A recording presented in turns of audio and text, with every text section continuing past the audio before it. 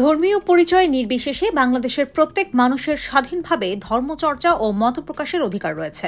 সংখ্যালঘু সম্প্রদায়ের সদস্য সহ দেশের প্রত্যেক নাগরিকের নিরাপত্তা ও সুরক্ষা নিশ্চিত করা অন্তর্বর্তী সরকারের প্রধান লক্ষ্য।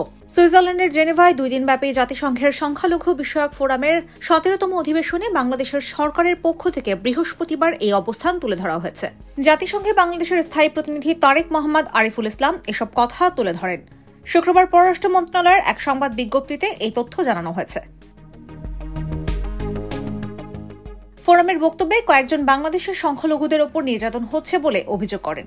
বাংলাদেশ সম্মিলিত সনাতনী জাগরণ জোটের মুখপাত্র চিন্ময় কৃষ্ণদাস ব্রহ্মচারীর গ্রেপ্তার নিয়েও অভিযোগ করা হয়। এ বিষয়ে বাংলাদেশ সরকারের পক্ষ থেকে তারেক মোহাম্মদ আরিফুল ইসলাম বলেন, দুর্ভাগ্যবশত বাংলাদেশের মানুষ যখন ধর্মীয় সম্প্রীতির গৌরবজনক উদাহরণ তৈরি করেছে, তখন আমরা দেখতে পেলাম সংখ্যালঘু নির্যাতন নিয়ে কিছু কুচক্রী মহল ভুয়া, মিথ্যা ও অতিরঞ্জিত প্রতিবেদন প্রকাশ করছে।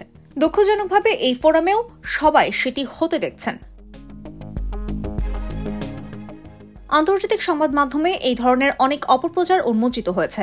বাস্তবে কি ঘটছে তা পর্যবেক্ষণে বিদেশি সাংবাদিকদের বাংলাদেশ সফরে স্বাগত জানাতে প্রস্তুত সরকার।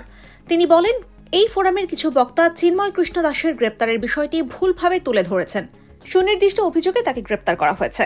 আইন অনুযায়ী তার বিরুদ্ধে ব্যবস্থা নেওয়া হচ্ছে। চট্টগ্রামে চিন্ময় কৃষ্ণদাসকে আদালতে নেওয়ার সময় তার অনুসারীদের সঙ্গে আইন শৃঙ্খলা রক্ষাকারী বাহিনীর সংঘর্ষের সময় আইনজীবী সাইফুল ইসলামকে হত্যার বিষয়টিও উল্লেখ করেন আরিফুল ইসলাম। তিনি বলেন, একজন মুসলিম আইনজীবীকে নৃশংসভাবে হত্যা করা হয়। এরপর সরকার দ্রুত বিষয়টিতে হস্তক্ষেপ করে।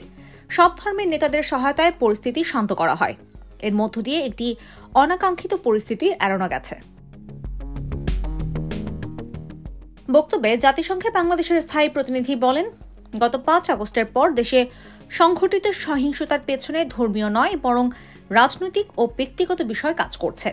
ক্ষতিগ্রস্ত ব্যক্তিদের মধ্যে অধিকাংশই দলীয় রাজনীতির সঙ্গে জড়িত। সহিংসতার শিকার ব্যক্তিদের প্রায় সবাই মুসলিম। অল্প কিছু মানুষ আছেন ধর্মীয় সংখ্যালঘু। দেশের সংখ্যালঘুদের ওপর পদ্ধতিগত কোনো হামলার ঘটনা ঘটেনি, বরং জুলাই গণঅভ্যুত্থানের পর বিশ্ব দেখেছে দীর্ঘদিনের সাম্প্রদায়িক সম্প্রীতি অনুসরণ করে সংখ্যালঘু সম্প্রদায়ের লোকজনকে রক্ষায় পুরো বাংলাদেশ কিভাবে এগিয়ে এসেছে। যেকোনো মূল্যে ধর্মীয় সম্প্রীতি রক্ষার ব্যাপারে সরকার সবসময় সতর্ক অবস্থায় রয়েছে এবং যেকোনো পরিস্থিতিতে ত্বরিত পদক্ষেপ নেবে উল্লেখ করে জাতিসংঘে বাংলাদেশের স্থায়ী প্রতিনিধি বলেন, সংখ্যালঘুদের অধিকার হরণের কোনো অপচেষ্টা হলে তা প্রতিহত করা হবে। IBTV USA news desk.